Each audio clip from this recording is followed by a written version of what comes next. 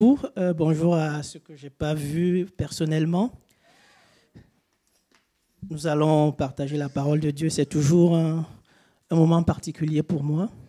Parce que lorsque je dois apporter la parole de Dieu, ça me permet d'approfondir un certain nombre de choses. Donc je suis celui qui gagne doublement. Et j'espère que ce matin, ce que le Seigneur a mis sur mon cœur va vous faire du bien aussi. Nous allons prier.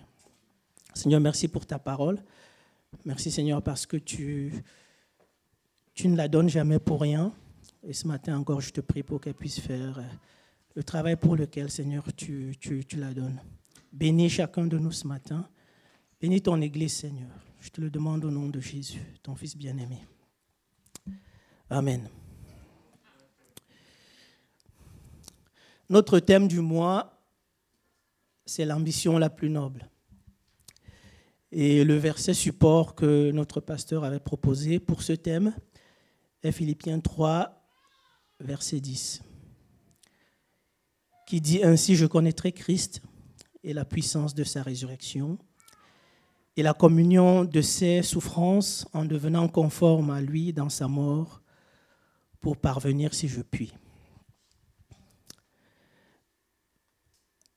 En lisant ce verset qui nous sert de support, je dirais que la tentation est très forte de tout de suite vous dire voilà l'ambition que vous devez viser. Mais je n'ai pas pu céder à cette tentation pour deux raisons.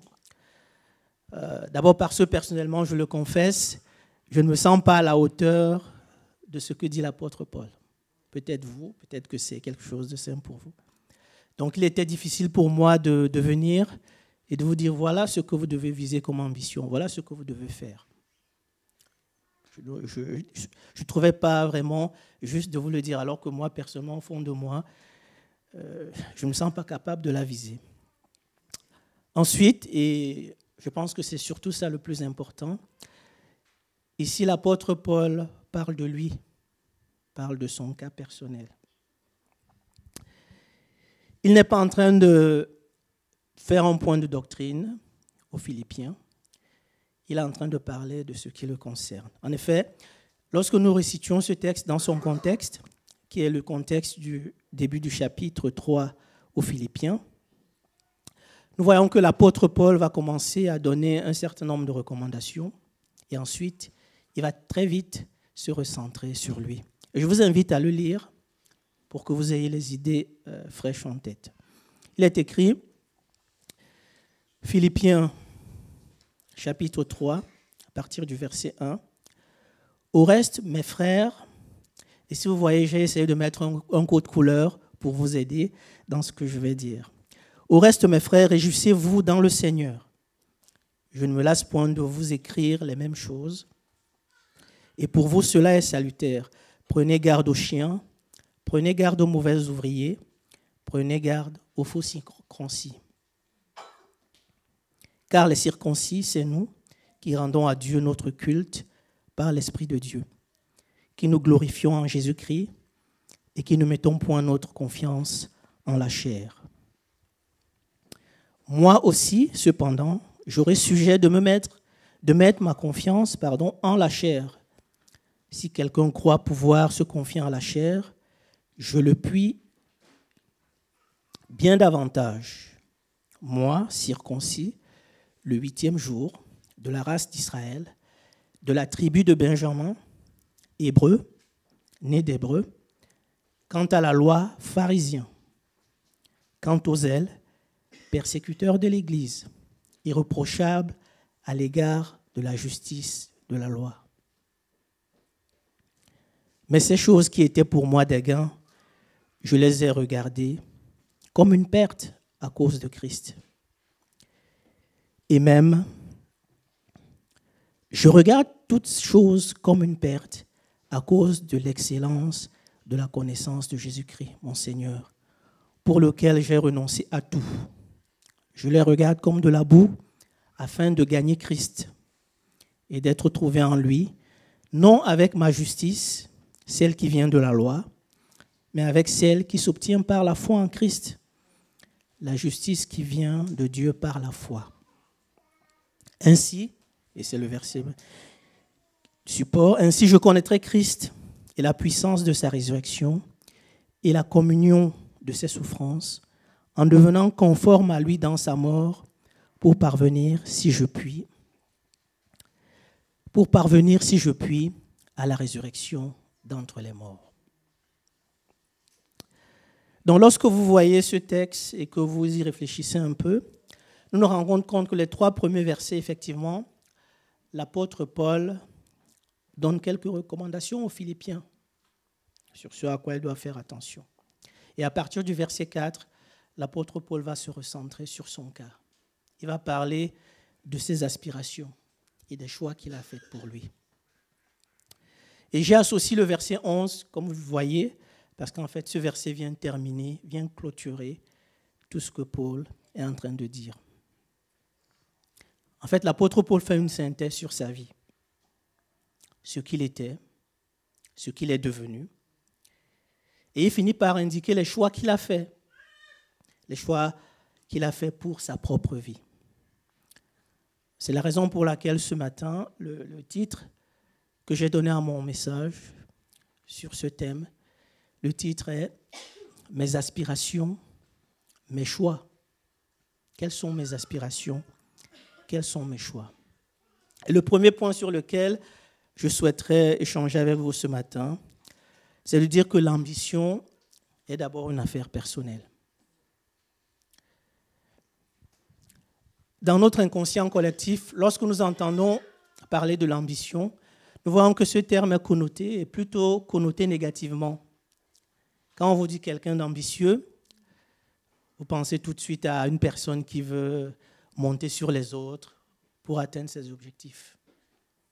Et souvent, on dit vulgairement, il a les dents qui rayent le parquet. Pourtant, l'ambition n'est pas forcément quelque chose de mauvais. Une des définitions que le dictionnaire Larousse donne à l'ambition, c'est le désir ardent de posséder quelque chose, de parvenir à quelque chose ou de parvenir à faire quelque chose. Le désir ardent. Et l'accent est mis là-dessus. C'est un désir ardent. Cela veut dire que nous pouvons nous fixer les mêmes objectifs. Je peux avoir les mêmes objectifs que toi. L'ambition va traduire l'énergie que je vais mettre à réaliser ces objectifs. L'ambition va traduire ma volonté à aller jusqu'au bout. Donc, au-delà des objectifs même qui peuvent être fixés, l'ambition est l'énergie que nous allons mettre pour atteindre ces objectifs. Dans le cas de l'apôtre Paul, vous avez vu les termes qu'il a utilisés. Il dit « j'ai renoncé à tout. Je regarde tout le reste comme de la boue pour gagner Christ. » Ces termes sont très forts et illustrent la détermination que l'apôtre Paul fixe sur ses objectifs. Pour l'apôtre Paul, percer le mystère de la grâce de Dieu était la chose la plus extraordinaire et la plus importante. Je crois que ceci est lié à l'histoire de Paul. Comme nous l'avons lu tout à l'heure, Paul a été élevé dans la loi de Moïse. Il a été pharisien. Et vous savez que la loi de Moïse, c'était quelque chose de pas toujours simple. Les blasphémateurs étaient lapidés. C'était du œil pour œil, dent pour dent. Les adultères étaient lapidés. Donc l'apôtre Paul, qui se définit comme persécuteur de l'Église, c'est que pour lui, si on appliquait la loi de Moïse sur lui, c'était la mort. L'apôtre Paul sait que sa propre vie, il la doit à la grâce de Dieu. L'apôtre Paul sait que tout ce qu'il a, tout ce qui lui reste, il le doit à la grâce de Dieu. Et nous avons ces versets, quand il parle de lui, il dit « Car je suis le moindre des apôtres. Je ne suis pas digne d'être appelé apôtre parce que j'ai persécuté l'Église de Dieu. Par la grâce de Dieu, je suis ce que je suis et sa grâce envers moi n'a pas été vaine. » Dans l'Épître aux Éphésiens, il dira « À moi qui suis le moindre de tous les saints, cette grâce a été accordée d'annoncer aux païens les richesses incompréhensibles de Christ. Et vous avez ce verset 8 qui est dans le texte que nous avons lu. Je regarde toutes ces choses comme une perte pour l'excellence de connaître Christ. Pour Paul, c'était, je dirais, le summum. C'était la chose la plus importante. Et je crois que pour nous, chacun de nous, il nous appartient de réfléchir à ce que nous voulons pour nous-mêmes. Il nous appartient à dire qu'est-ce que je veux pour ma vie. Qu'est-ce que j'attends de ma vie? Quelle est la chose la plus importante pour ma vie? Pour l'apôtre Paul, c'était l'excellence de la grâce de Dieu en Jésus-Christ.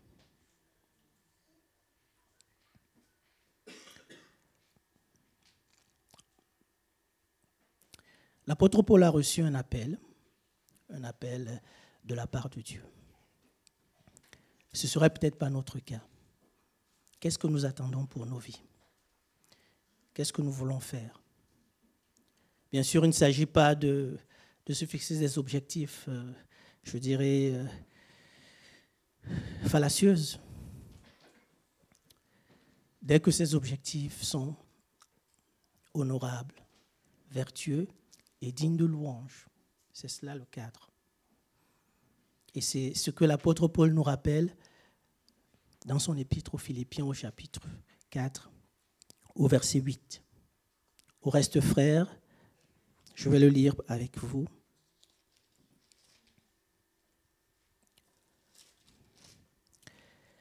Au reste, frères, que tout ce qui est vrai, tout ce qui est honorable, tout ce qui est juste, tout ce qui est pur, tout ce qui est aimable, tout ce qui mérite l'approbation, ce qui est vertueux et digne de louange, soit l'objet de vos pensées.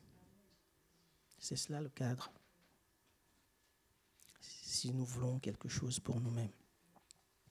Je disais que l'apôtre Paul a reçu un appel particulier de la part de Dieu, mais je suis désolé de vous le dire, nous n'aurons pas tous un appel particulier.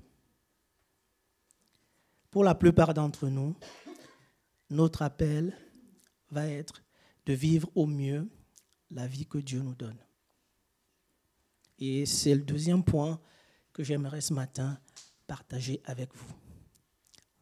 Vivre au mieux la vie que Dieu nous donne. Très souvent, nous les chrétiens, on entend dire « Dieu a un plan pour toi.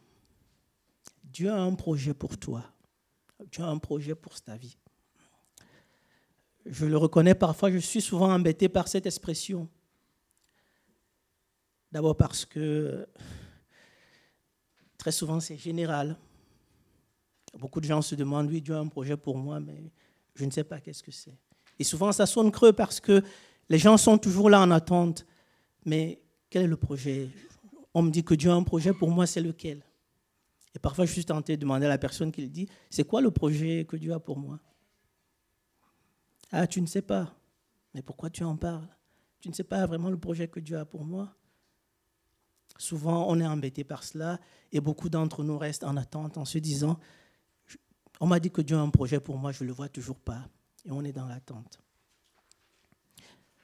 Bien évidemment, nous avons tous le projet d'être sauvés et de finir l'éternité avec Dieu. C'est ce que la Bible nous dit.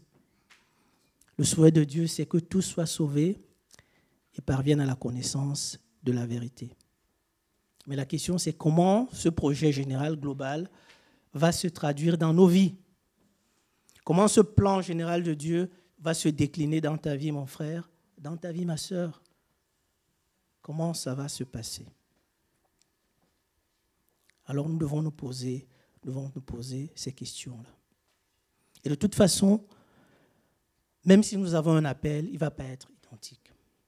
Il y a quelques années, dans les entreprises, peut-être que vous l'avez connu, on proposait des plans de carrière aux personnes qu'on considérait comme des hauts potentiels. on leur disait, tu vas commencer.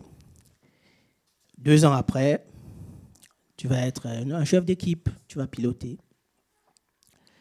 Peut-être si ça continue à bien se passer, tu deviendras chef de service.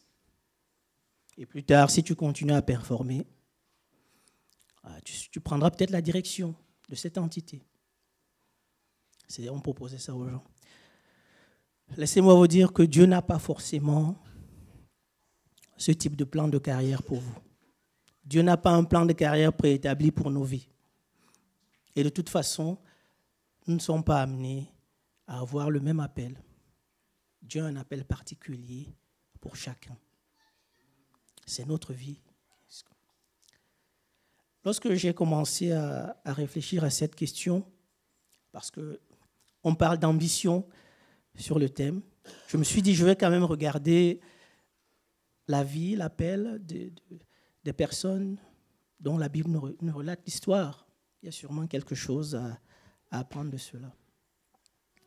Et alors, je me suis rendu compte que nous avions globalement deux types de situations. Il y avait ceux qui avaient reçu un appel particulier de la part de Dieu. Mais il y avait aussi ceux qui n'avaient reçu aucun appel particulier et qui ont simplement vécu au mieux la vie que Dieu leur avait donnée. Dans le cas où il y avait un appel, cet appel avait 2 caractéristiques importantes. Cet appel était clair. Il n'y avait pas d'ambiguïté. La personne n'était pas là en train de se dire « Oh, peut-être que Dieu m'a appelé, je ne sais pas, j'ai un doute. » Non, lorsque Dieu appelait quelqu'un, cet appel était clair. La deuxième caractéristique, c'est que cet appel avait un but. Ce n'était pas juste pour être appelé. Et dans ce but, il y avait soit un appel pour un projet personnel que Dieu avait pour cette personne. Soit c'était un appel pour un projet que Dieu lui avait et appelait la personne pour venir réaliser ce projet. En gros, Dieu pouvait prendre quelqu'un d'autre. Ce n'était pas la personne, elle, qui était concernée. Et vous aviez des cas qui étaient à cheval entre les deux. J'ai fait une synthèse de tout ce travail sur un tableau avec quelques exemples.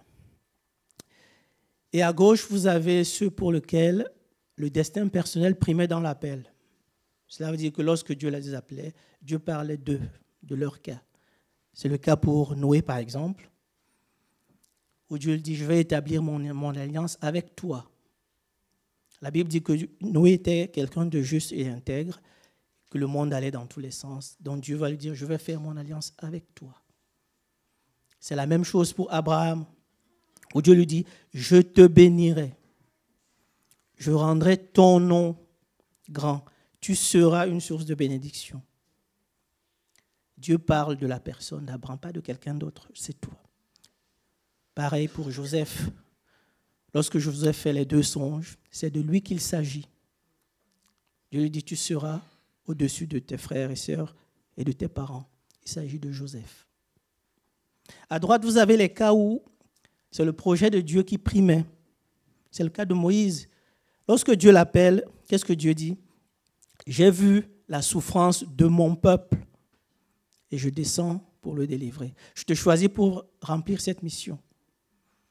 Mais c'est d'abord ce qui prime, c'est que je veux délivrer mon peuple. Josué est dans la suite de Moïse. Parce qu'après la mort de Moïse, Dieu va appeler Josué et va lui dire, j'aimerais que tu continues la mission de Moïse. Pareil pour Gédéon. Je t'appelle pour que j'ai envie de délivrer mon peuple, pour que tu ailles le faire. Pour l'apôtre Paul, c'est la même chose. J'ai choisi pour porter mon nom devant les nations, devant les rois et devant les fils d'Israël. J'ai un projet, je te choisis pour le réaliser. Bien sûr, Dieu n'a pas fait les choix par hasard, mais Dieu aurait pu choisir quelqu'un d'autre pour faire la mission. Et de toute façon, dans ces cas-là, très souvent, dans le cas de Moïse et de Gédéon, ils diront on n'a pas les capacités pour le faire. On ne peut pas. Dieu va dire, c'est pas grave, c'est mon projet, je vais le faire. N'ayez crainte. Et vous avez ceux qui étaient à cheval entre les deux. C'est le cas des juges, des rois, des prophètes, des personnes que Dieu a appelées effectivement. C'était un parcours personnel pour être juge ou prophète, mais c'était aussi quelque chose qui concernait le projet de Dieu.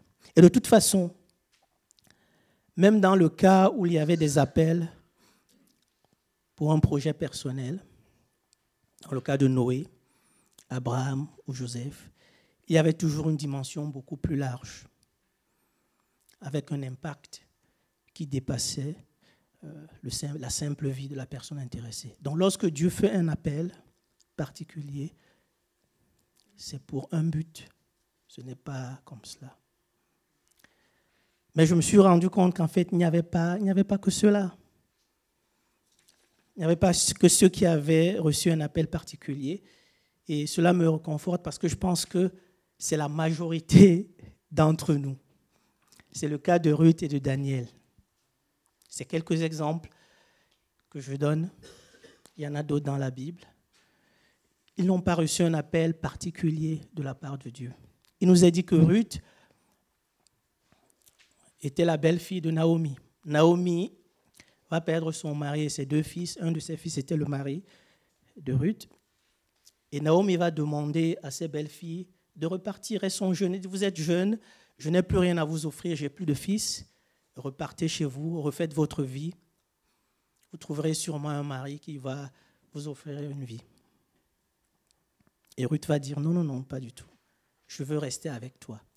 Et nous avons ce merveilleux texte dans le livre de Ruth au chapitre 1, verset 16 qui dit, Ruth répondit, ne me presse pas de te laisser, de retourner loin de toi. Où tu iras, j'irai. Où tu demeureras, je demeurerai. Ton peuple sera mon peuple et ton Dieu sera mon Dieu. C'est Ruth qui s'engage. C'est Ruth, c'est sa fidélité qui est ici mise en évidence. Et plus tard, Ruth deviendra la femme de Boaz, qui est un proche parent de Naomi, en tout cas de son mari, qui avait le droit de rachat, qui va épouser Ruth. Et l'histoire finit, ce texte finit, Ruth, son fils qui s'appelait Obed, c'est le grand-père du roi David. Ruth va rentrer dans l'histoire. Elle n'a pas reçu un appel particulier, elle a simplement vécu au mieux la vie que Dieu lui avait donnée. Nous avons Daniel. Daniel est un des 4 garçons qui se retrouvent captifs comme une partie du peuple à Babylone. Ces jeunes garçons souhaitent rester fidèles à Dieu et décident de ne pas manger à la table du roi, de se corrompre avec les mets et le vin, c'est ce que l'histoire nous dit. Dieu, voyant leur fidélité, va leur accorder la sagesse. Vous savez, vous relisez l'histoire, il dit que beaucoup de jeunes sont mis à l'épreuve parce que le roi veut avoir quelques jeunes autour de lui. Dieu va leur accorder la sagesse, l'intelligence dans beaucoup de choses, de telle manière qu'ils se retrouveront près du roi. Cela va leur coûter cher, mais ils resteront fidèles à Dieu. Et c'est au travers de Daniel que nous avons aujourd'hui l'une des plus extraordinaires révélations de la fin des temps. C'est au travers de Daniel que Dieu va révéler un certain nombre de choses pour son royaume. Daniel n'a pas reçu un appel particulier. Et la réalité, c'est que la plupart d'entre nous, nous n'allons pas recevoir un appel particulier. Ce que Dieu attend de nous, c'est de vivre au mieux la vie qu'il nous donne. Et ensuite, il fera ce qu'il va faire. C'est la raison pour laquelle je vais terminer ce message en nous posant une question. Qu'attendons-nous de notre vie? Quelle est l'ambition que nous avons pour notre vie? Si nous n'attendons rien, ne serons pas surpris de ne rien recevoir.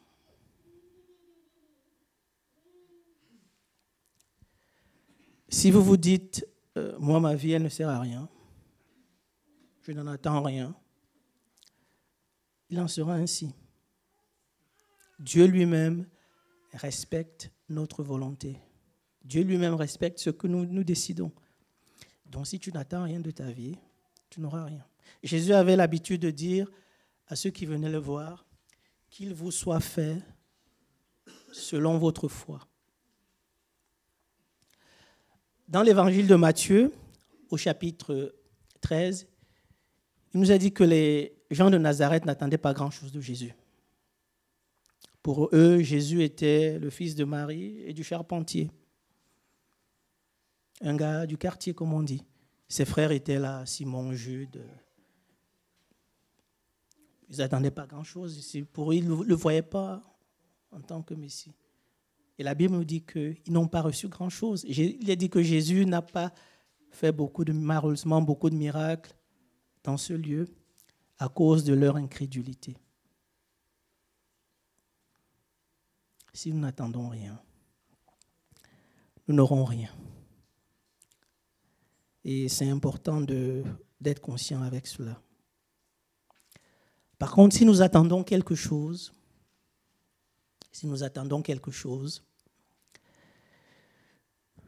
alors mettons-nous en marche.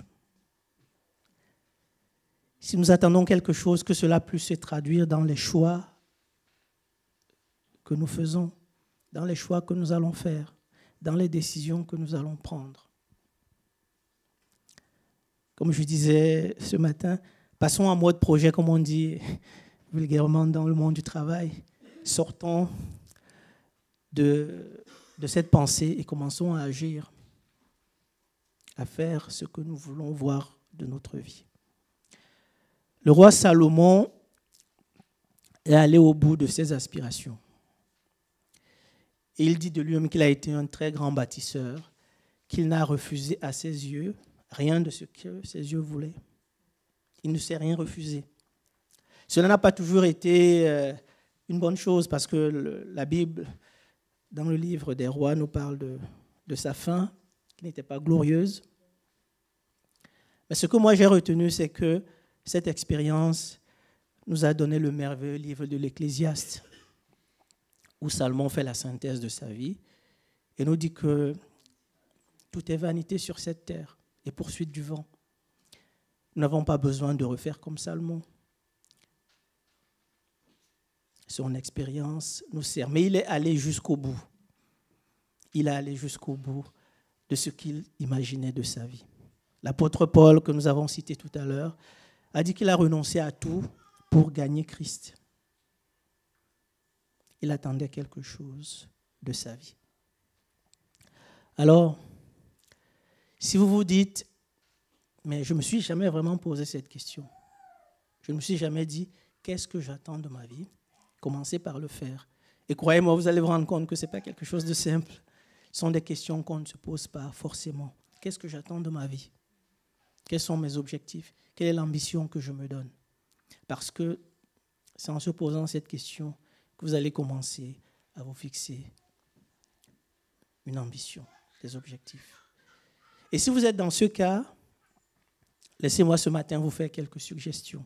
Si vous vous dites, je ne me suis vraiment jamais posé la question, mais c'est quelque chose que j'aimerais faire, je n'ai pas d'idée en tête, j'aimerais vous faire quelques suggestions ce matin. Quelques suggestions que j'ai tirées de la Bible. Et je m'adresse d'abord à ceux qui n'ont pas encore fait la paix avec Dieu.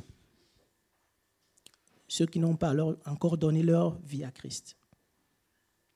Faites-le. Commencez par le faire.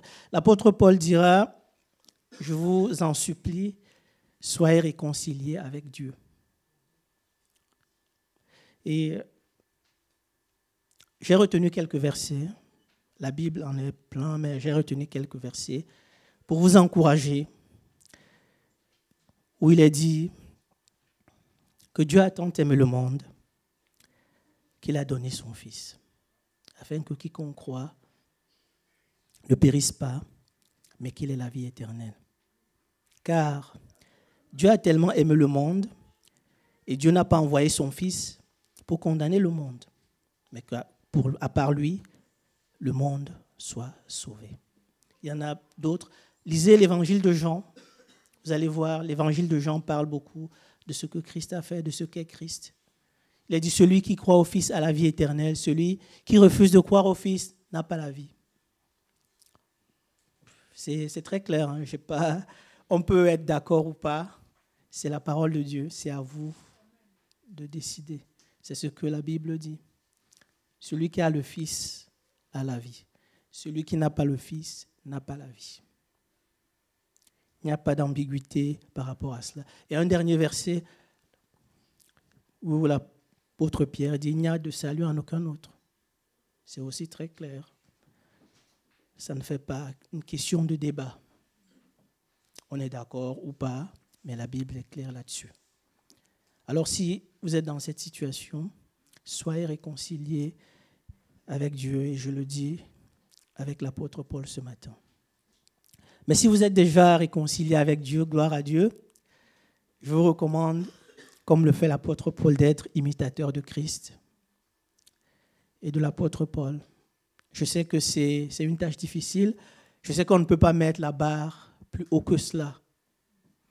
Mais Dieu est fidèle. Il vous donnera les éléments. Alors j'ai noté quelques exemples d'ambition qu'on pourrait avoir. Par exemple, aimer comme Christ. Vous trouvez cela dans l'évangile de Jean. C'est Jésus qui le dit à ses apôtres.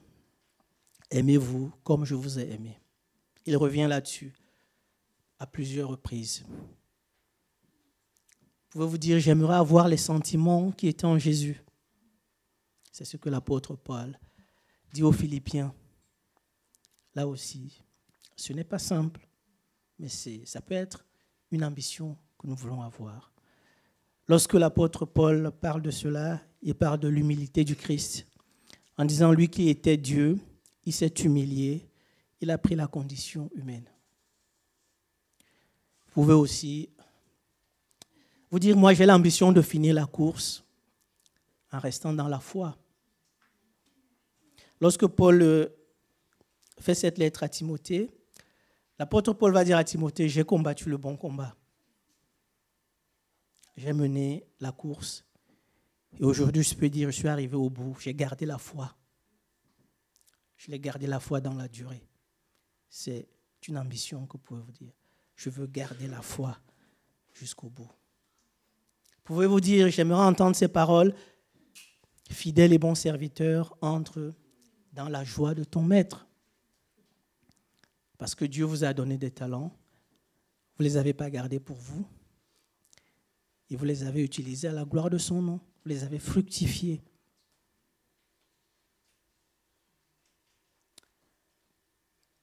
Vous pouvez aussi vouloir dire, je veux, Seigneur, lorsque je te rencontrais entendre ces paroles, j'ai eu faim, vous m'avez donné à manger. J'ai eu soif, vous m'avez donné à boire. J'étais étranger, vous m'avez accueilli. Seigneur, j'aimerais être une réponse de ta part auprès de ceux qui sont nécessiteux, ceux qui ont besoin d'un support. Je veux que ma vie serve à cela. Cette liste-là n'est pas exhaustive. Vous pouvez la compléter, vous pouvez rajouter des choses. Mais dites-vous, qu'est-ce que je veux pour ma vie? Alors, j'aimerais finir. L'ambition la plus noble, j'ai laissé 3 points de suspension. C'est pour dire que c'est à vous de compléter. C'est à vous de remplir cette phrase en fonction de vos aspirations, en fonction de ce que Dieu met dans votre cœur, en fonction de ce que vous voulez que votre vie serve. Peut-être que vous n'avez pas reçu un appel particulier. Il y a eu un Moïse, il y a eu un Paul, il y a eu un Josué, il y a eu un Gédéon, mais avec tout le reste du peuple. Dieu nous donne une vie. Qu'est-ce que nous en utilisons? Bien sûr, nos aspirations, dès lors que ces aspirations sont honorables, vertueux et dignes de louange, comme nous l'a rappelé l'apôtre dans son évangile. Que Dieu nous bénisse ce matin. Amen. Seigneur, merci pour ta parole. Merci parce que tu nous fais encore du bien ce matin. Seigneur, bénis ta parole dans nos vies, afin que nos vies soient à la gloire de ton nom. Et comme tu le dis, lorsque le monde nous voit vivre, que le monde puisse nous reconnaître en tant que tes disciples. Bénis ton Église ce matin. Fais-le au nom de Jésus, ton Fils bien-aimé. Amen.